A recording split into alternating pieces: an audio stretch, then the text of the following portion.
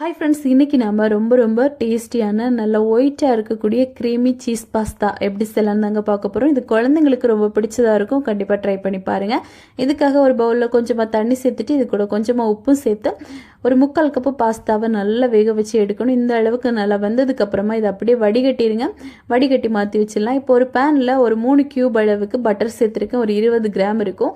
இப்போ இதை நல்லா மிக்ஸ் பண்ணிவிட்டு இதில் ஒரு 5 பூண்டை நல்லா வதக்கி எடுத்துக்கலாம். அப்புறமா ஒரு பெரிய வெங்காயம் இதையும் நல்லா வதக்கிக்கோங்க.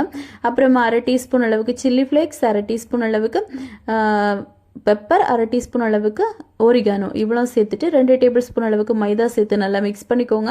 அப்புறமா 2 கப் அளவுக்கு பாலை கொஞ்சமாக சேர்த்து நல்லா நம்ம மிக்ஸ் பண்ணி எடுக்கணும். அப்புறமா இதில் சீசனிங், அதாவது பாஸ்தா சீசனிங், இது எல்லா சூப்பர் மார்க்கெட்லேயுமே கிடைக்கும். இது ஒரு 2 டேபிள் ஸ்பூன் சேர்த்துருக்கேன். சேர்த்துட்டு நல்லா மிக்ஸ் பண்ணி கொடுக்கணும். இது கொஞ்சமாக கெட்டியாகும். இப்போ தேவையான அளவுக்கு உப்பு போட்டுக்கலாம்.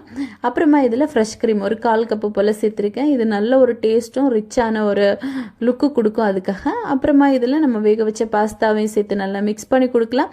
கடைசியாக சீஸ் சேர்க்க போகிறோம். 2 பீஸ் சீஸ் நான் சேர்த்துருக்கேன். உங்களுக்கு தேவைப்பட்ட அதிகமாக நீங்கள் சேர்த்துக்கலாம். சேர்த்துட்டு நல்லா மிக்ஸ் பண்ணி கொடுத்துட்டு நல்லா சூடாகவே சர்வ் பண்ணுங்கள். ரொம்ப டேஸ்டியான சீஸ் பாஸ்தா ரெடி ஆயிடுச்சு. கண்டிப்பாக ட்ரை பண்ணிவிட்டு எப்படி இருந்துச்சுன்னு மறக்காமல் கமெண்ட் பண்ணுங்கள்.